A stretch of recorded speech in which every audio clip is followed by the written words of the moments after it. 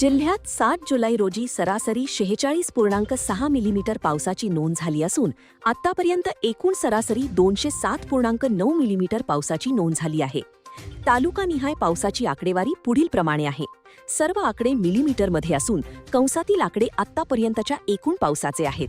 सातारा 40.4, 172.3, जावली मेढा 114.5, 501.4, पाटण 48.8, 246.8, कराड 29.2, 142.3, कोरेगाव 51.2, 164.9, खटाव वडूज 25.2, 80.2, माण दहिवडी 5.3, 23.1, फलटण 15.3, 66.2, खंडाळा 64.3, 208.3, वाई 48.9, 299.2, महाबळेश्वर 216.8, 1051.6 याप्रमाणे पाऊस झाला आहे.